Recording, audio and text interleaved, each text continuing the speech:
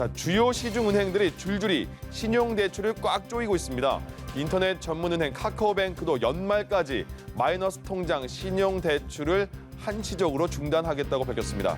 자, 대출 규제로 인한 파장을 짚어보도록 하죠. 자, 또 우리나라와 미국의 통화를 맞교환하는 통화 스와프 계약이 다시 6개월 연장이 됐습니다. 그러면서 내년 9월로 만기가 늦춰졌습니다. 자, 통화 스와프는 뭔지 또 연장이 되면 어떤 의미가 있는 건지 분석해 보겠습니다. 지금까지 경제 읽기 브리핑이었습니다.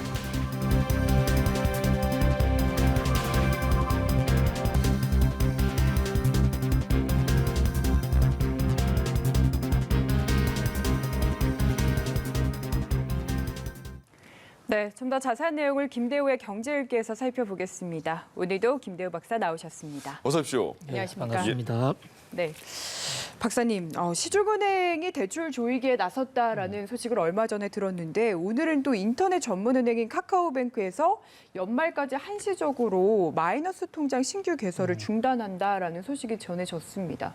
왜 이렇게 돈 빌리기 어려워진 건지 은행들이 대출 조이기에 나선 이유가 뭘까요? 예, 흔히 이 경제학자들은 금융, 은행, 대출, 예금 이 시스템을 인체의 혈액에 비유를 많이 합니다. 네. 그러니까 사람이 아무리 건강해도 그 피가 제대로 돌지 않으면 금세 사망하지 않습니까?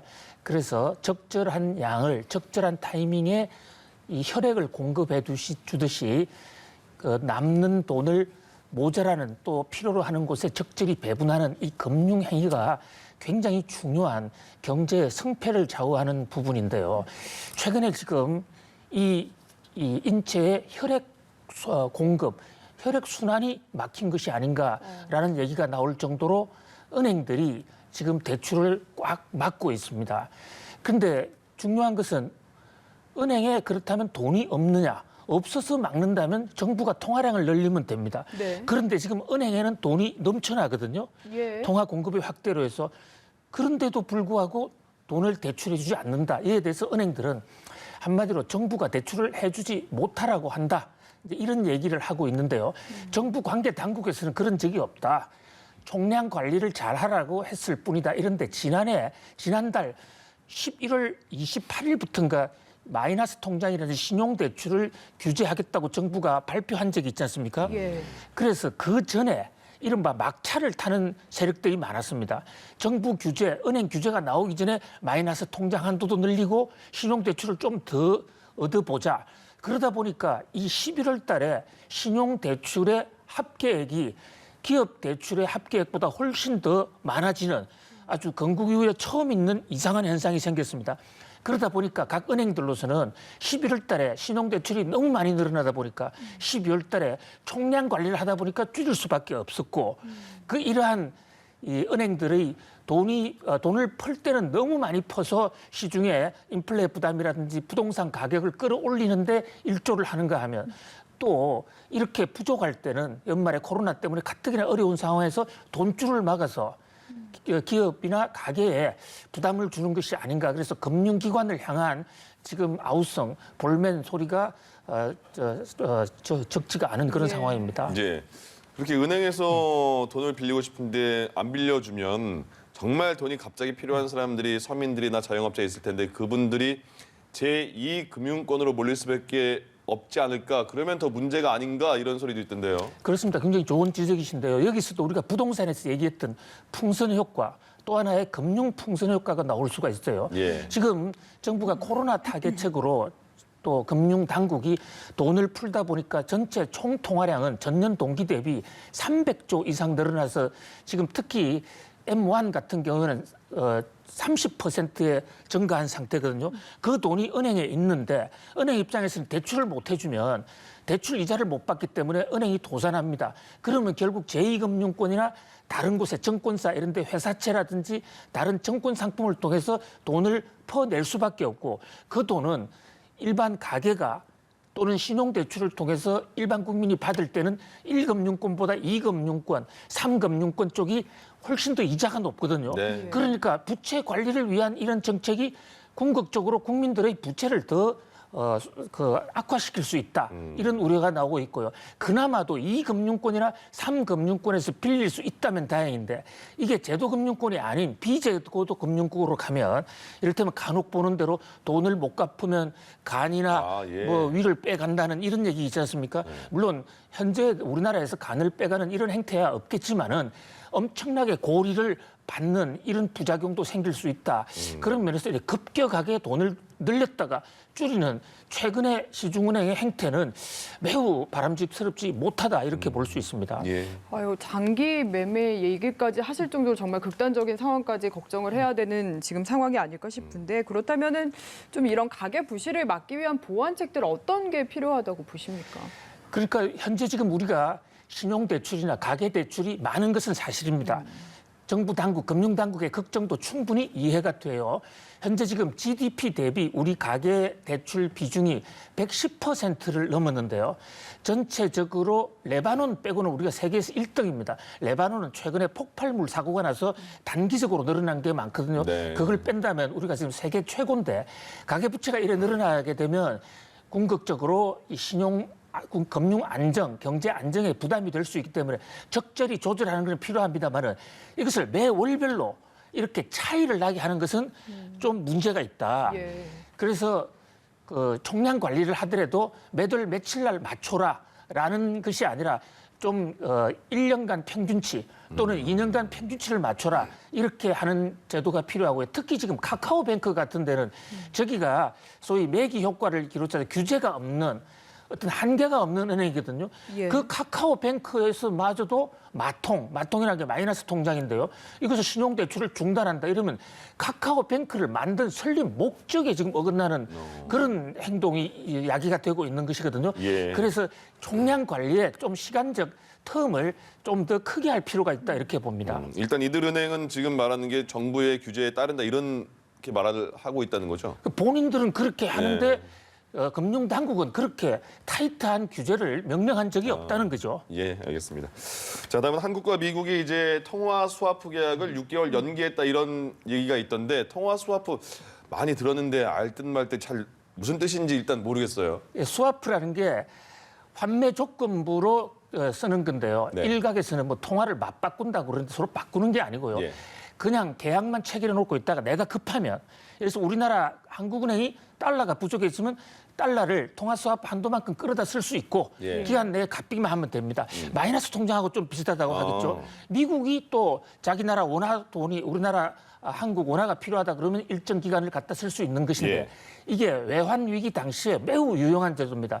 외환 위기라는 게 우리나라에 달러가 부족했을 때 갑자기 줄 돈이 없어서 그렇게 되면 결제가 안 되고 세계 금융이 망하는데 서로가 이 환 스와프를 체결해 놓으면 급할 때 이쪽 돈 갖다 쓰고 또 저쪽이 필요하다면 이쪽 돈 갖다 쓸 수 있거든요. 네. 이것을 어떻게 이 한국은행이 미국 FOMC와 미국 연방준비은행과 600억 달러치를 6개월 더 연장했어요. 예. 이것은 우리나라의 외환 관리, 코로나 때문에 어려운 한국 경제의 국가 거시경제 지표 관리에 매우 유용한 거고 상당히 바람직한 것으로 봅니다. 적어도 저렇게 600억 정도의 한미 통화 스와프가 있다면 앞으로 6개월간은 우리나라의 환율이 무너진다거나 어떤 우리나라의 유동성 부족으로 외국 물건을 사오지 못하는 그런 사태는 미연에 막을 수 있다. 그런 면에서 대단히 반가운 소식이라고 하겠습니다. 말씀하신 것처럼 지금 환율이 무너질 그 위험은 없다고 말씀하셨는데 이 통화 스와프 계약이 6개월 연장된 게 환율에도 영향 그렇게 미치는 겁니까?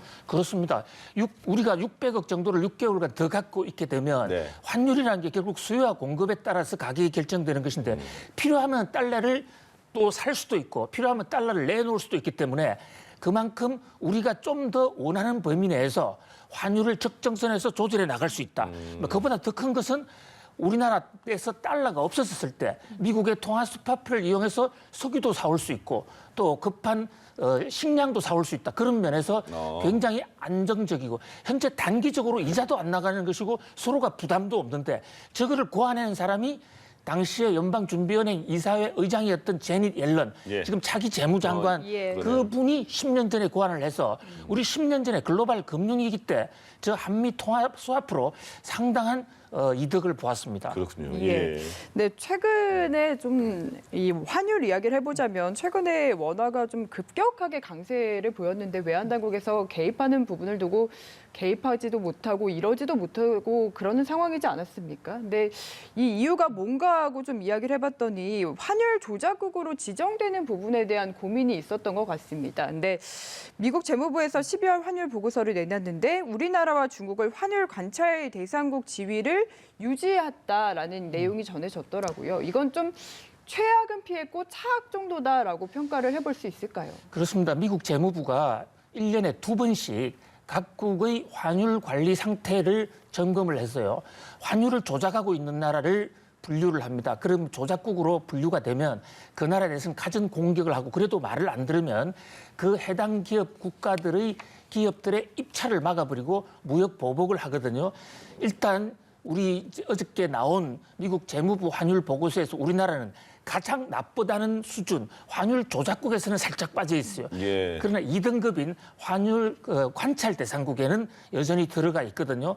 관찰 대상국이라는 것은 지금 당장에 미국이 한국을 공격을 가하지는 않지만 하는 거 봐가면서 언제든지 공격을 가할 수 있다. 조심하라. 이런 경고의 시그널로 볼 수가 있어요. 그런 면에서 앞으로 우리나라 환율 관리에 그만큼 미국 눈치를 더 많이 볼 수밖에 없다. 그런 면에서 미국 재무부의 환율 보고서 굉장히 비상한 관심인데요. 특히 조작국으로 걸린 나라가 둘입니다. 예. 스위스, 베트남인데 스위스는 우리하고 경제 기류가 그렇게 많지 않기 때문에 좀 차치해 두고요. 베트남이 걸렸단 말이죠. 이 베트남은 우리나라의 수출 전진 기자입니다. 우리나라 삼성전자도 지금 베트남에 가장 많이 나가 있거든요. 베트남에 나가서 거기서 생산을 해서 외국에 수출하는데 그게 환율 조작국으로 걸려서 베트남의 그 베트남 동화라는 가치가 올라가 버리면 베트남발 수출이 안 돼요. 그런 면에서 우리나라 이 기업들 입장에서는 베트남의 환율 조작국 지정도 매우 예의주시해야 될 것으로 보입니다. 네. 아우, 두 분 사이에서 아직까지 저는 환율 얘기만 나오면 너무 어려워서 복잡하죠. 예.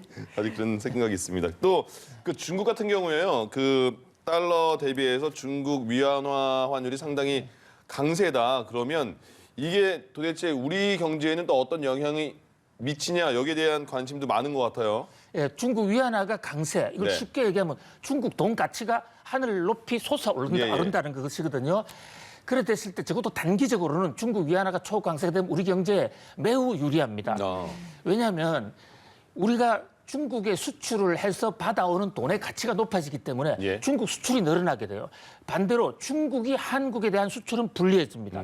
그런데 지금 우리나라는 무역 관계에서 미국, 일본을 합한 것보다도 중국 수출 비중이 더 높거든요. 예. 그러면서 단기적으로는 매우 잘 됐다. 이렇게 봐요. 최근에 우리나라 원화가 굉장히 강세를 보이고 환율이 떨어지는데도 불구하고 한국 경제에 큰 타격이 없는 것이 우리나라 원화보다도 중국 위안화가 더 빨리 환율이 떨어지기 때문에 예. 거꾸로 얘기하면 위안화 가치가 올라가기 때문이거든요. 그러나 저것이 이제 장기화되면 그래서 중국이 흔들린다든지 또 최근에 지금 중국의 회색 코뿔소라고 해가지고 중국 금융이 흔들리고 있는데 그래 되면 또 악순환이 되겠죠. 그러나 보다 근본적으로는 지금 미국 달러 가치가 떨어지고 있거든요. 예. 그래서 생기는 중국 위안화 가치 상승이기 때문에 단기적으로는 우리에게 매우 잘 된 현상이다 이렇게 볼 수 있습니다.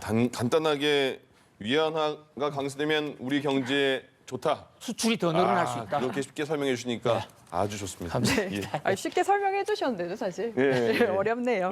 네, 다음 주제로 넘어가 보겠습니다. 코로나19 백신 접종 이제 각국에서 시작이 되면서 이제 백신 접종 시작되니까 이제 내년에는 코로나19 사태가 종식되는 거 아니냐라는 희망의 목소리 전해지고 있는데, 근데 종식되고 나면은 이제 보복성 소비들이 늘어나면서 인플레이션이 닥칠 것이다라는 우려가 일각에서도 나오는 것 같습니다. 어떻게 전망하십니까? 그렇습니다. 사실 그 대목이 굉장히 우리가 신중하게 관리해야 될 매우 중요 포인트라고 생각이 되는데요. 예. 지금 코로나19 상황에서 우리나라뿐만 아니라 전 세계가 엄청나게 많은 돈을 풀었습니다. 유동성이 늘어나 있는 것이죠. 거기다가 지금 말씀하신 보복 소비하고 겹친다면 그야말로 통화 팽창과 보복 소비에 대한 대대적인 물가 상승, 집값 폭등 이런 게 예상이 되거든요. 보복 소비는 뭐예요? 그동안에 소비를 못했으니까 한이 맺혔어. 예. 코로나만 끝나봐라 내가 사고 만다. 그렇습니다. 이렇게. 내가 외국 가서 해외 남극, 북극 다 돌아다니고 만다. 예. 뭐 이런 게 보복 소비라고 네네. 그랬죠.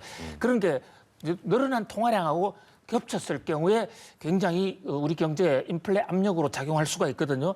그래서 이제 보통 경제학자들은 출구 전략을 써야 된다 해서 각국 정부가 실제로 그렇게 하고 있습니다. 이것을 테이퍼 텐트럼 현상이라고 그러는데 그때 가면 돈을 당길 수밖에 없다고요. 돈을 당기면 금리가 올라가겠죠. 그러면 지금 신용대출 우리가 얘기를 했는데 그때 돈을 빌린 사람들 이런 사람 나중에 돈 갚느라고 고생들 좀 할 수 있고 그 과정에서 기업들의 부담도 늘 수가 있습니다. 이런 것을 이제 테이퍼 텐트럼 현상이라고 그러는데 우리가 미리 앞으로 있을 일도 대비하는 것이 훨씬 더 훌륭하지 않나 이렇게 생각을 해봅니다. 예, 네. 알겠습니다. 여기까지 하겠습니다. 지금까지 김대호의 경제읽기 김대호 경제학 박사와 함께했습니다. 고맙습니다. 감사합니다. 감사합니다.